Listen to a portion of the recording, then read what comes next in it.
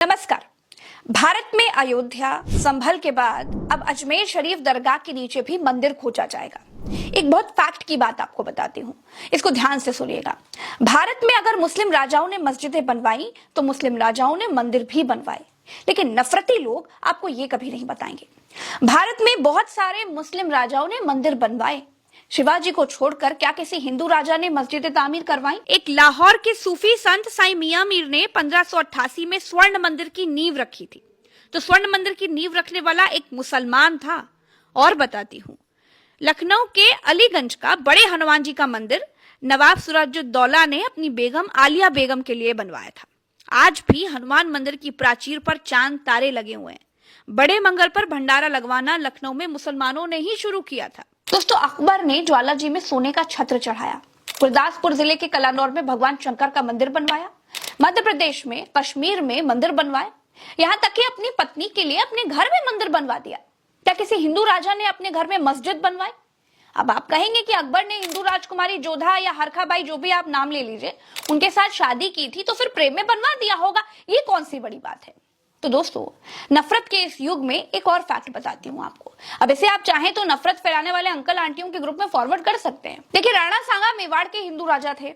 इन्होंने मुस्लिम सेनापति की बेटी मेहरुनिसा से शादी की थी। क्या मेहरुनिसा के लिए मस्जिद बनवाई? नहीं।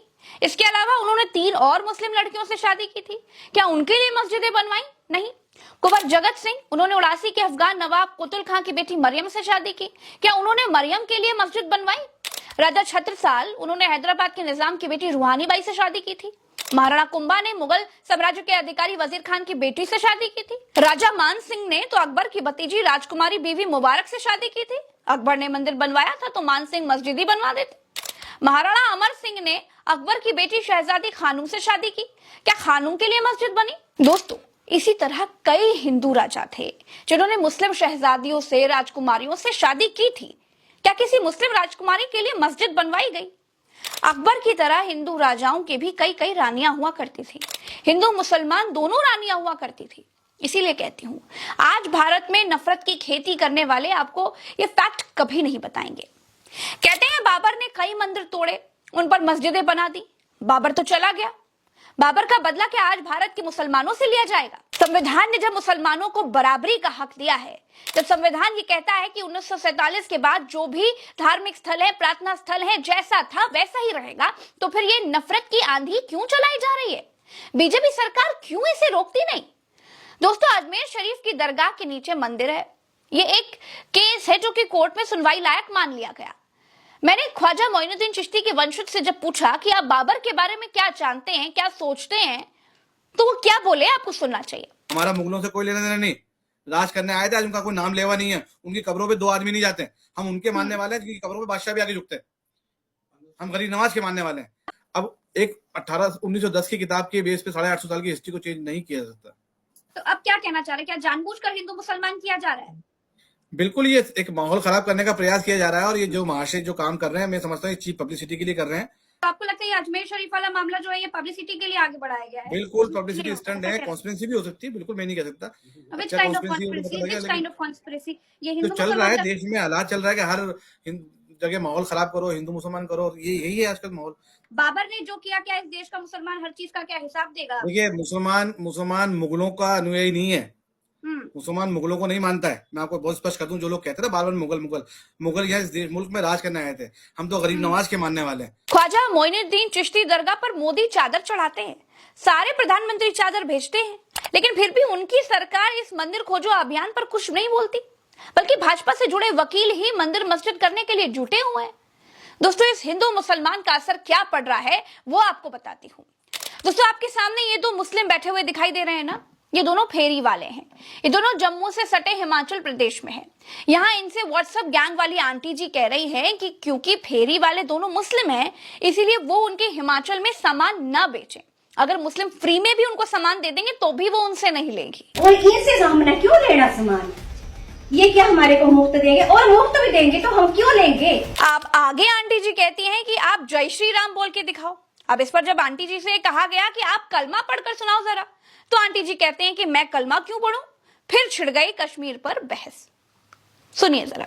हिंदुस्तान है ना बाबा, तो आप एक बार जय श्री राम बोलो ना। हम तो मुसलमान हैं। तो नहीं एक मिनट, आपको बोलेंगे हम कलमा पढ़ो, आप पढ़ोगे?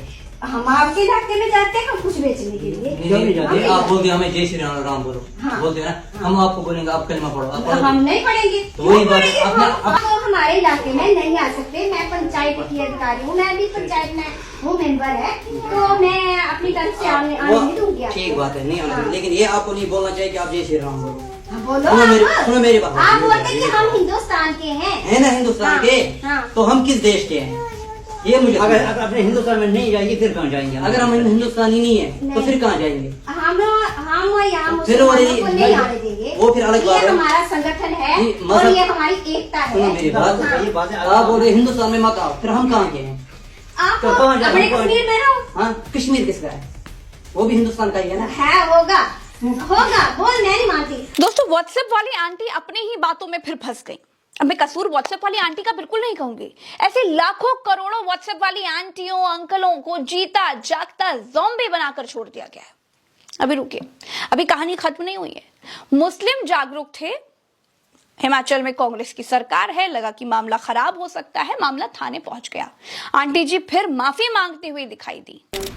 मैंने उनको बोल दिया था, जाने अनजाने में मेरे से कुछ गलती हुई होगी तो मैं उसके लिए हमारे धर्म के बारे में ना कोई बात नहीं। ये पता चला मैं आप हमारे धर्म के बारे में बोल रहे हाँ, हैं। मैं इसके लिए ही आपसे माफी मांगती हूँ। दोस्तों, ऐसा नहीं है कि हमारे देश के लोग बुरे हैं ना, लोगों को नफरत की तरफ सरकारें ढकेल रही हैं, ये बहुत बुरा है।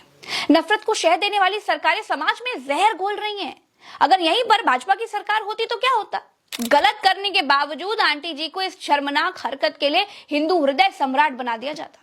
दोस्तों, शरिया कानून से चलने वाली मुस्लिम सरजमी अबू धाबी में मंदिर बना, मोदी ने उसका उद्घाटन किया। हमारी छाती चौड़ी हो जाती है ना उसको देखकर। हम बहरीन में मंदिर बनाने जा रहे हैं, अच्छी बात है, लेकिन सोचिए अगर अबू धाबी में हमारे देश जैसे नफरती ज़ॉम्बी पैदा हो जाते तो क्या होता? क्या बन पाता मंदिर? ना, समाज साथ रहने से चलता है। समाज को बीजेपी, सपा, बसपा, कांग्रेस नहीं चला रही है। समाज इन पार्टियों के पैदा होने के पहले से चल रहा है, हम आप चला रहे हैं। पॉलिटिकल पार्टियों की कठपुतली मत बनिए, इंसान रहिए। मैं जानती हूं कि मैं आग लगी इमारत को बुझाने वाली वो छोटी सी चिड़िया हूं जिसकी चोंच में सिर्फ एक बूंद पानी आता है। जिसे मालूम है कि एक बूंद पानी से आग नहीं बुझेगी। कोई बात नहीं, मेरे बुझाने से भले ना बुझे, लेकिन मुझे इत्मीनान तो है इस बात का कि जब इतिहास लिखा जाएगा तो मुझे आग लगाने वालों में नहीं बल्कि आग बुझाने वालों में गिना जाएगा। चलते हैं, नमस्कार।